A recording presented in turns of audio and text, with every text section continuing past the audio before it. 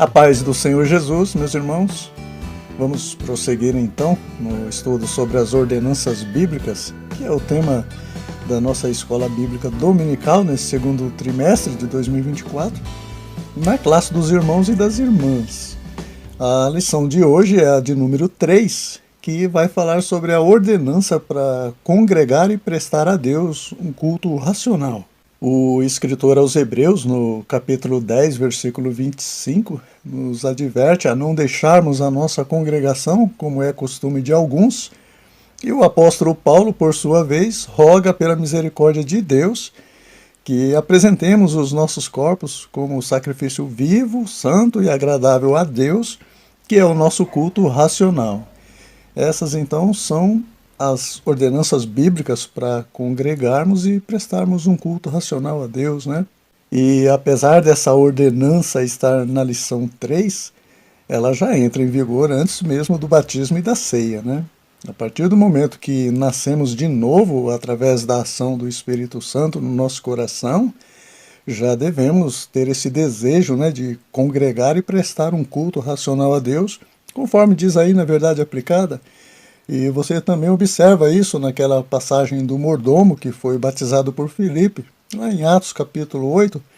Ele vinha de uma adoração em Jerusalém, como se fosse um culto de domingo, lendo o livro do profeta Isaías, como num culto de ensino, e com o Espírito em oração, né? Tudo isso antes mesmo dele se batizar e cear. A introdução diz que muitos deixam de congregar por qualquer motivo. Só que o comentarista ele nos alerta que as dificuldades e lutas da vida não devem ser empecilhos ou desculpas para alguém deixar de participar das atividades da igreja, né? Irmãos, que as lutas e dificuldades virão, e isso é fato, né? Porque nós temos um adversário ao nosso derredor e ele não está de braço cruzado vendo nós cantarmos no templo, né? Caminhando eu vou para Canaã. Não, né? Muito pelo contrário, a Bíblia diz que ele está rugindo como leão e buscando a quem possa tragar. Só que se nós nos mostrarmos frouxos no dia da angústia, das adversidades, das perseguições, a nossa força será pequena, né? Então não podemos nos deixar abater pelas dificuldades, caso contrário não vamos congregar nunca. E ainda que congreguemos desse jeito, né, abatidos, desanimados, não vamos oferecer um culto racional a Deus, né? Estaremos só com o corpo presente, mas o pensamento estará longe, né? Bem longe, lá nos problemas. E nem adianta alguém pensar que deixando de congregar o diabo vai se aquietar, porque ele não vai não, irmãos. Tem pessoas que pensam isso, né? Ah, eu estou me envolvendo demais nas atividades da igreja, principalmente nos trabalhos de oração. Por isso que eu estou passando por tantas dificuldades. O diabo está se levantando, ele está furioso. Jesus disse que eu seria odiado por causa do nome dele. Quer saber de uma coisa? Eu vou dar um tempo, né? Eu não mexo com o diabo e o diabo não mexe comigo. E assim a pessoa vai empurrando a vida espiritual com a barriga. Só que, além de Apocalipse, capítulo 21, versículo 8, dizer que os tímidos, né, os covardes, ficarão de fora do reino de Deus, achar que deixando de congregar a tempestade vai se acalmar é ler do engano, né? As lutas, as dificuldades, as aflições, né, e perseguições batem tanto em quem ouve a palavra de Deus e pratica, no caso, não deixando a congregação, quanto naqueles que ouvem e não praticam, né? Não tem para onde correr. Qual a diferença, então? Naquele dia nós veremos, irmãos. Naquele dia nós veremos a diferença entre o que serve a Deus e o que não serve. Paulo diz que se esperarmos em Cristo só nessa vida, seremos os mais miseráveis dos homens. Então, o jeito é sofrer as aflições como o bom soldado de Jesus Cristo, né? Congregando, vigiando e orando. O tópico 1 continua batendo nessa tecla, né? Não deixe de congregar.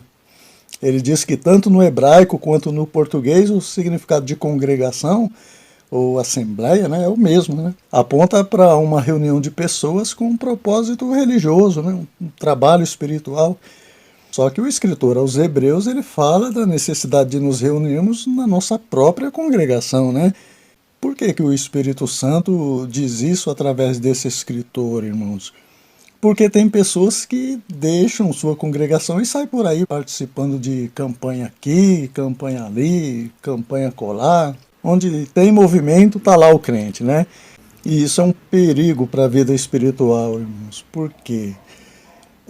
Imagina você passeando no centro da cidade sem ter o que fazer na hora do almoço e de repente bate aquele cheiro gostoso da comida de um bar, né? Esse cheiro, irmãos, ele vem de algum tempero diferente, né, que o dono do bar colocou ali na comida, justamente para atrair as pessoas que estão passando por ali, sem se preocupar nem um pouco se vai te fazer mal ou não, né? Afinal, você não é freguês, é apenas um transeunte, né? Está ali só de passagem, ele só quer o seu dinheiro, né? Aí o resultado te dá aquela dor de barriga.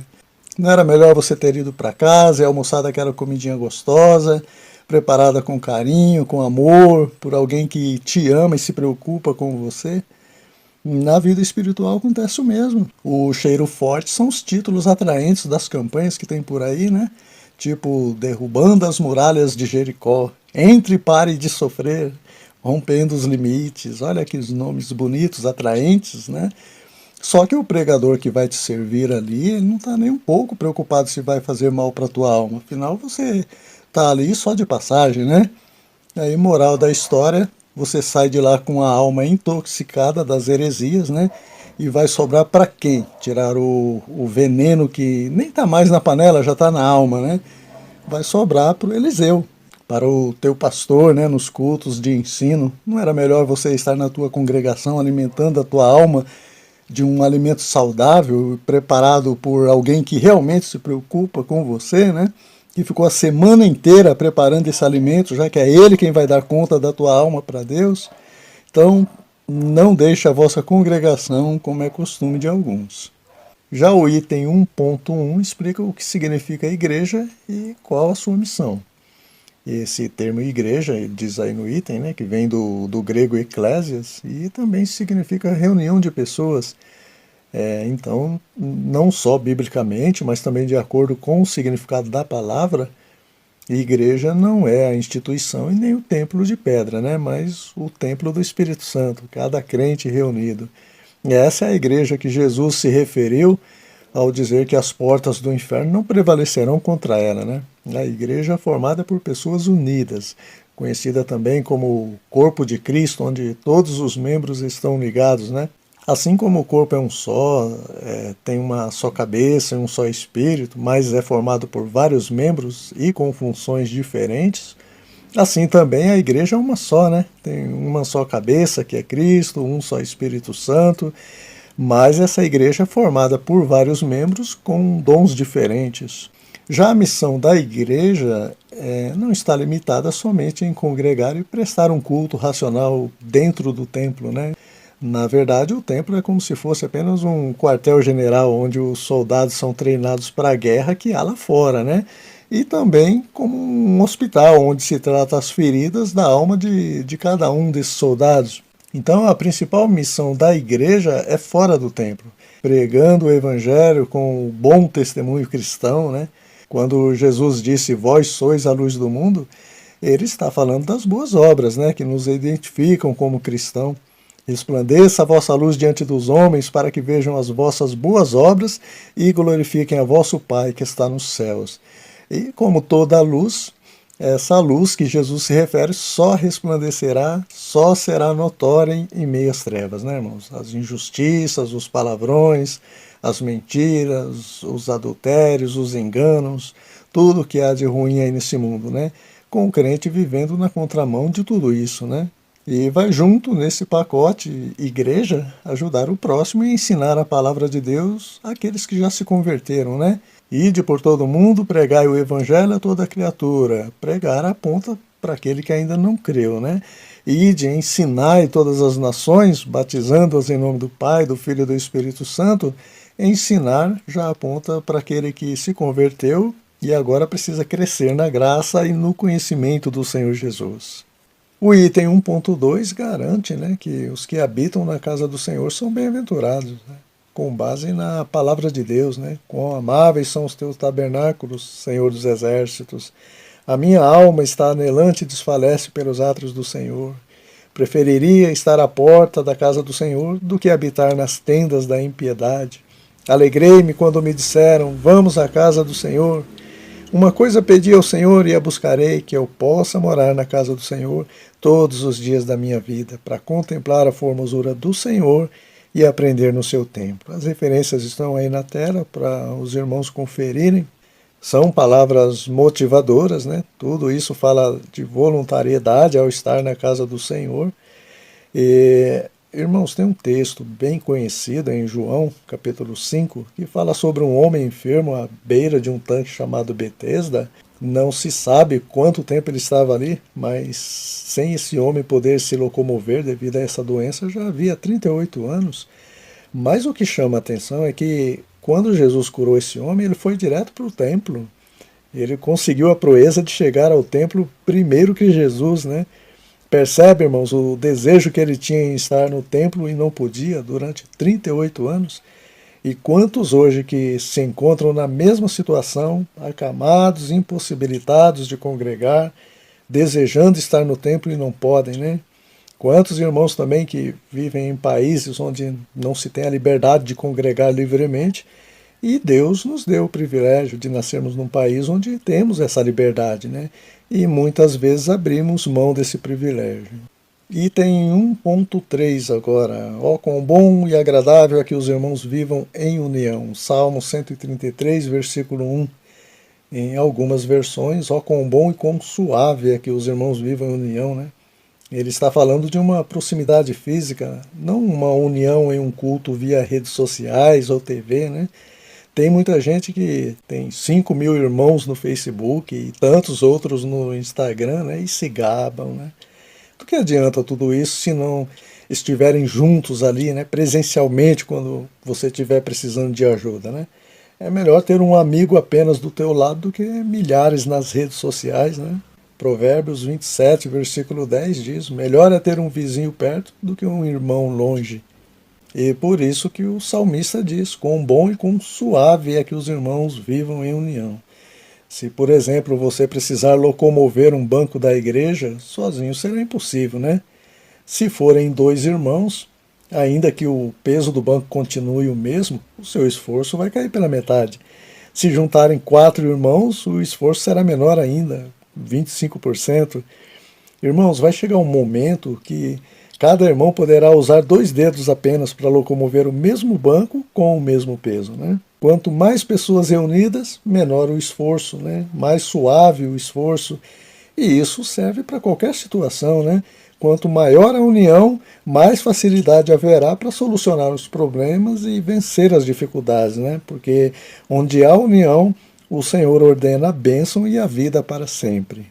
Vamos agora para o tópico 2, que vai nos exortar a não perdermos o desejo de congregar.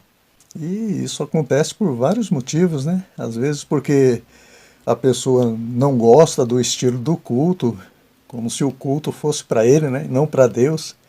Quem tem que se agradar do culto é Deus, né? É ele que está sendo cultuado. Tem também aqueles que depositam a confiança ou admiração excessiva nos homens, né? No pastor, no líder, e se decepcionam quando eles cometem alguma falha, porque isso é uma realidade, né? Salomão disse que não há homem que nunca peque e sempre faça o bem. E por isso que o escritor aos Hebreus, ele nos alerta a olharmos para Jesus, né? A ter Jesus como modelo a ser seguido. Jeremias ainda, ele pega mais pesado ainda, né? Ele diz que maldito o homem que confia no homem, justamente porque humanamente não existe ninguém perfeito, né? Podemos citar o exemplo de Davi. Davi foi um homem segundo o coração de Deus, o próprio Deus testificou disso, mas numa falta de vigilância ele adulterou e cometeu um homicídio, né? Agora, imagina a decepção de muitos que tinham Davi como exemplo. Moisés foi outro, né? A Bíblia diz que ele falava face a face com Deus, no sentido de intimidade com o Senhor, mas ele não entrou na terra de Canaã devido a um momento de incredulidade, né? O texto diz isso, lá em Números, capítulo 20, versículo 12. Porquanto não creste em mim para me santificar diante dos filhos de Israel, não entrarás na terra de Canaã. Moisés até insistiu depois, né, para entrar e Deus foi taxativo, né? Não, e não se fala mais nisso. Agora, imagina a vergonha de Moisés diante do povo e a decepção do próprio povo, né? Abraão também não fica fora dessa lista, né? Ele era chamado de amigo de Deus, mas também precipitou, tendo um filho com uma concubina, e sofreu as consequências também. O que acontece, irmãos? A gente precisa entender que, apesar de todo ser humano ser falho, isso não é motivo para deixarmos de congregar, porque uma atitude isolada não define o caráter de alguém, mas o contexto da vida dessa pessoa. Davi deixou de ser alguém segundo o coração de Deus devido ao seu pecado. Moisés perdeu a intimidade com Deus por não entrar em Canaã. O Abraão também, ele deixou de ser amigo de Deus por não esperar no seu Deus em algum momento? Não, né? Claro que não. Porque o contexto da vida de cada um deles continuou sendo em temer a Deus e ser fiel a Ele, né? Também, se você for lá no livro do Apocalipse, você vai ver os pastores de 5 igrejas da Ásia Menor sendo repreendidos pelo Senhor devido a alguma falha, né? Os únicos que não foram repreendidos foram os de Esmirna e Filadélfia, né? Não porque eles eram perfeitos. Então não se enganem, achando que Filadélfia ou Esmirna eram igrejas perfeitas, né? Eles não foram repreendidos pelo Senhor porque, supostamente, né, baseado no contexto da Bíblia, que não tem ninguém perfeito, eles já haviam se arrependido dos seus erros, né, ao contrário dos demais. E uma vez que a pessoa se arrepende, Deus lança nas profundezas do mar os nossos pecados, né? Então, se alguém está decepcionado com alguma atitude do seu pastor ou do seu líder, não deixe de congregar por isso, não. Analise o contexto da vida dele e ore para que Deus dê graça e força a ele, né? Não olhe para os homens, olhe para Jesus, autor e consumador da nossa fé, aquele que em tudo foi tentado sem nunca pecar e em cuja boca nunca se achou engano, né? E com certeza você não vai se decepcionar.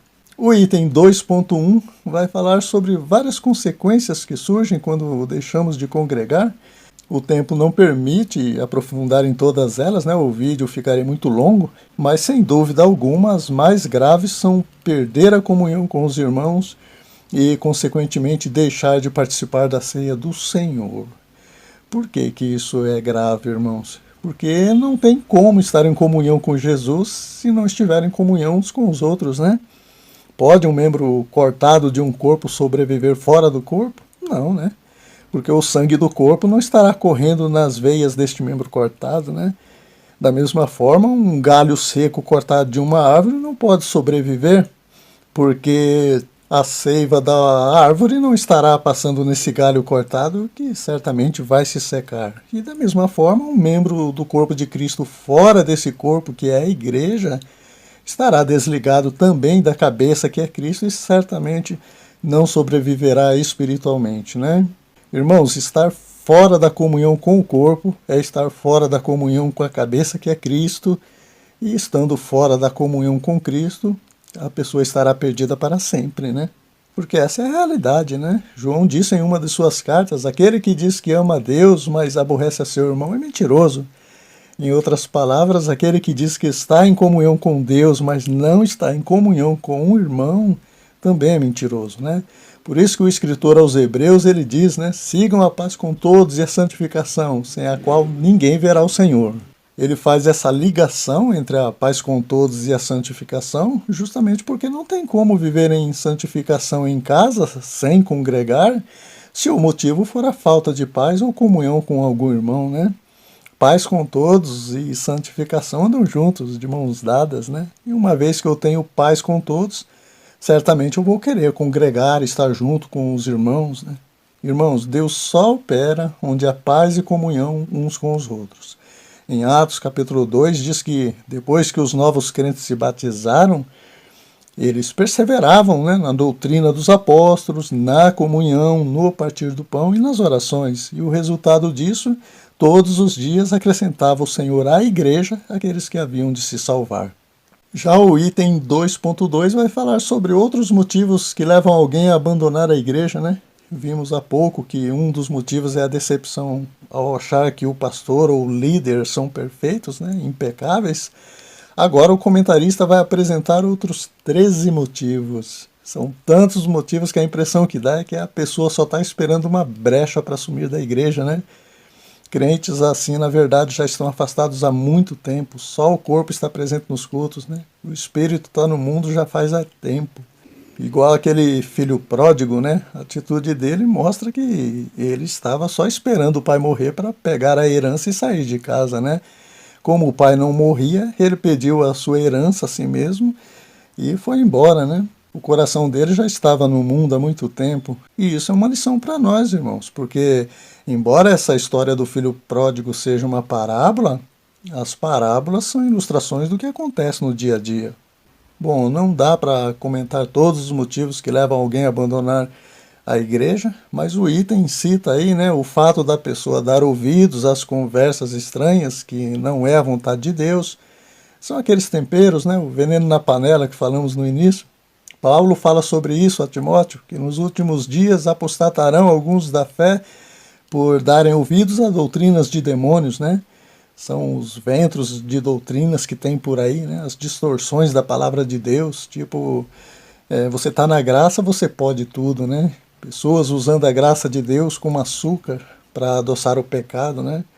Quando pensa que não, a pessoa está desligada da igreja sem perceber, né? Só vai se dar conta naquele grande dia, quando ouvir: apartai-vos de mim, vós que praticais a iniquidade, né? Tipo o irmão mais velho da parábola também, né? Ele não fica fora disso, não. Ele estava dentro da casa do pai, mas com o coração cheio de ressentimentos do irmão mais novo, né? E toda aquela situação, né? O filho mais novo voltando para a casa do pai serviu para revelar aquilo que estava escondido no coração do irmão mais velho, né? Para que aquilo viesse à tona, a fim de que ele fosse sarado. Só que pelo texto você observa que ele estava relutando, não queria ser sarado, né? Então Deus está falando conosco, irmãos. Se hoje ouvir a voz do Espírito Santo de Deus, não endureça o vosso coração, né? Como os pais endureceram os antepassados lá no tempo do deserto, né? Quando alguém se afasta da casa de Deus e depois retorna, eu não devo ficar com o coração trancado, né? Principalmente quando o pastor dá uma oportunidade para ele. Eu já estou tanto tempo aqui na igreja, nunca me afastei. E esse irmão sai e volta, o pastor já dá oportunidade para ele pregar, já dá um cargo para ele. Então a gente precisa tomar cuidado, porque às vezes nós estamos dentro da casa de Deus, dentro do templo, mas completamente afastados da vontade do Senhor. Outro motivo que alguns abandonam a igreja é a pessoa achar que são os mais perseguidos, né? E Pedro vai dizer que não é bem assim, não. As mesmas aflições se cumprem entre os irmãos em todo o mundo, né? Elias também pensou isso, né? Só sobrou eu dos profetas, por isso que Jezabel está me perseguindo, né? Jesus apareceu para ele e disse, né? Negativo, Elias. Você não é a última bolacha do pacote, não. Tem mais 7.000 profetas que não se dobraram diante de Baal.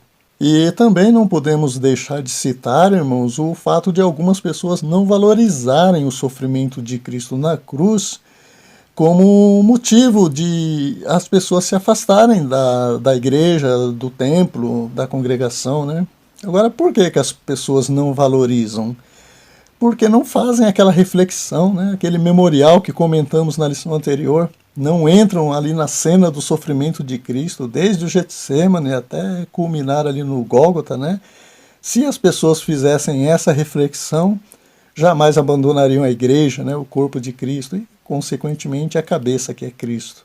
O item 2.3 reforça que devemos aprender com o exemplo de Jesus, né? Que mesmo sendo Deus, ele via a necessidade de estar no templo, até pelo fato dele ser homem também, quando esteve aqui fisicamente. Jesus também congregava, né? Ora na sinagoga, que era um templo pequeno, ora no templo mais estruturado, né? A ponto de deixar os discípulos de boca aberta.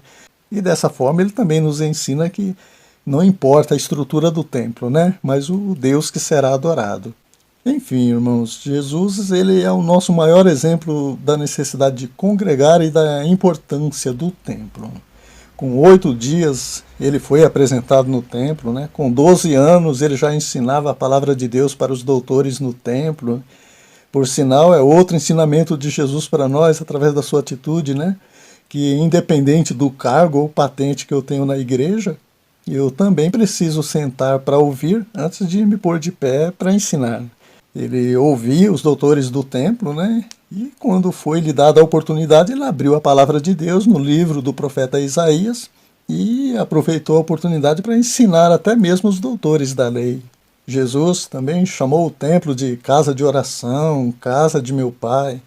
Enfim, com tantos contextos assim, ninguém pode usar um texto isolado de que Deus não habita em templos feitos por mãos de homens como pretexto para deixar de congregar, né?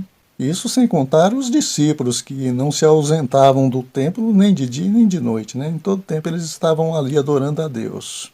Chegamos no tópico 3, que vai falar sobre a necessidade de oferecer a Deus um culto racional. Racional fala da razão, né? Do raciocínio, do intelecto, do entendimento, né? E isso está relacionado ao espírito humano. Como o ser humano foi formado com um espírito, né? Então não basta apenas congregar, estar entre quatro paredes apenas, né? Como meros religiosos, mas oferecer a Deus um culto com entendimento, né? Um culto racional, já que Deus está à procura dos verdadeiros adoradores, né? Que adoram o Pai em espírito e em verdade. Irmãos, apenas estar no templo ou cultuar a Deus, até as aves, os animais fazem isso, né? Um dos textos de referência dessa lição fala, no Salmo 84, versículo 3, que até o pardal e a andorinha encontraram casa junto aos altares de Deus, né? Também no Salmo 148 diz que as baleias, as feras, os gados, as aves, todos eles louvam ao Senhor, só que eles fazem isso por instinto, né? Já que eles não têm o espírito para oferecer a Deus um culto racional. Mas a ordem para quem tem um espírito é congregar e prestar o culto racional, né? Um sacrifício vivo, santo e agradável a Deus, renunciando os desejos pecaminosos da carne, conforme diz o item 3.1.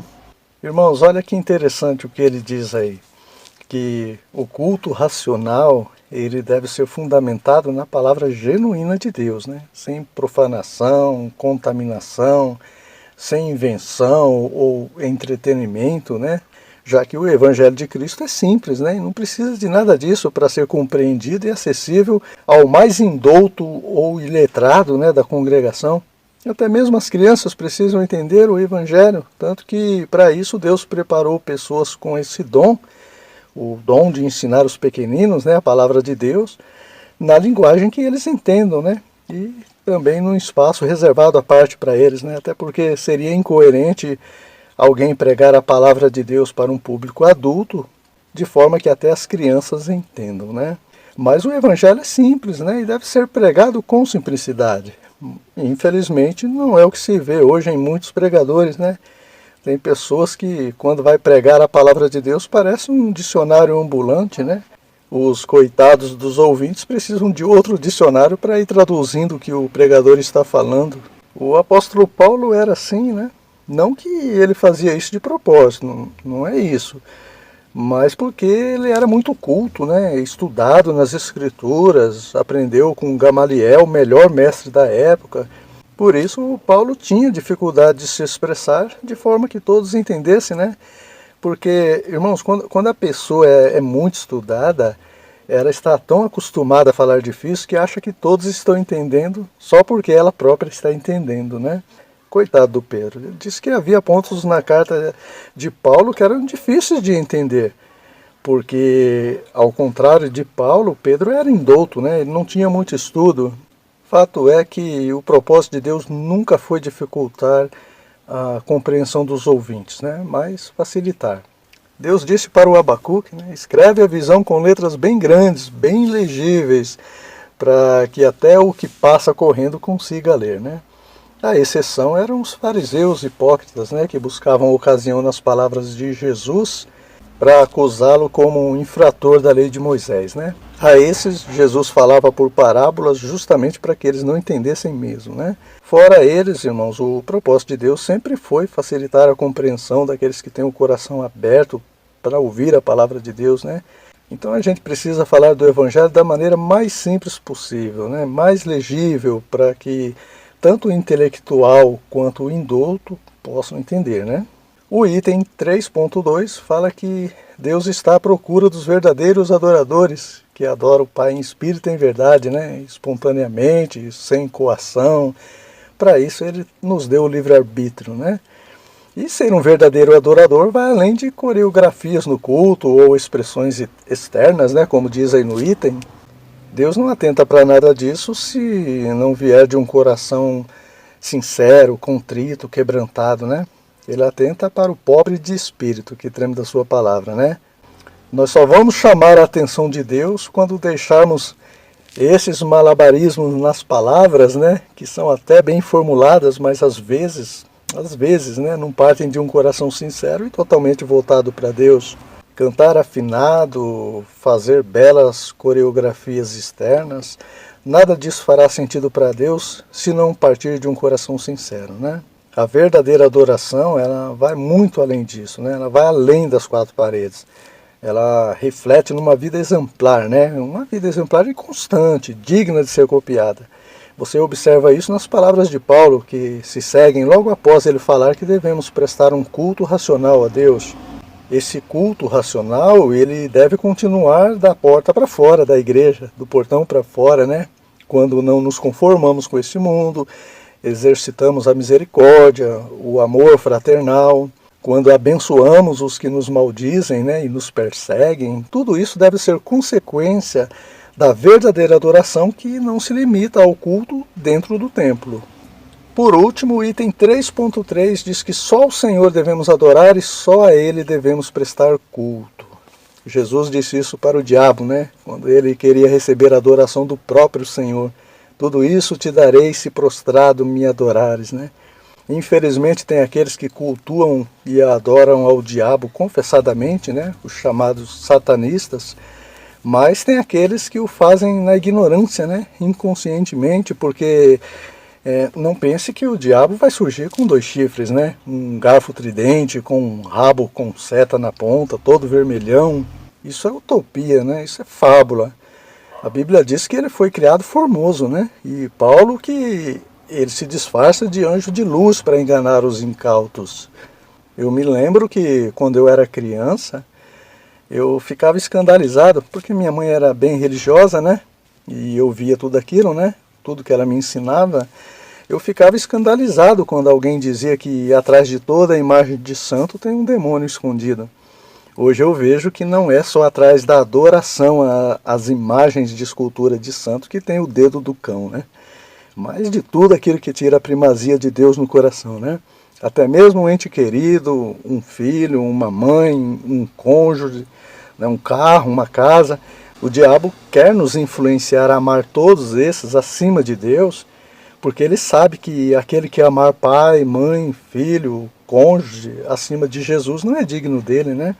Porque o diabo conhece a palavra de Deus, né? Quando ele foi tentar Jesus no deserto, ele disse, está escrito, né? E está escrito mesmo o que ele disse para Jesus. Então ele sabe, ele conhece a palavra de Deus. Irmãos, nós devemos sim amar até mesmo os nossos inimigos, né? A Bíblia ensina isso. Mas adorar, só Deus é digno disso, né? De toda adoração, de toda majestade, de toda glória, de todo louvor, de toda exaltação, né? Amai a Deus sobre todas as coisas. Adorai ao Deus das bênçãos e não as bênçãos de Deus. Amém, meus irmãos? Concluímos assim mais essa lição. Na próxima semana, se Deus nos permitir, estaremos de volta para estudarmos juntos a lição de número 4, que vai falar sobre a ordenança quanto à contribuição financeira, que são os dízimos, as ofertas, né? Tenho certeza que essa lição também será uma bênção para a glória de Deus. Deus abençoe a todos, tenham ótimos estudos e até a próxima semana.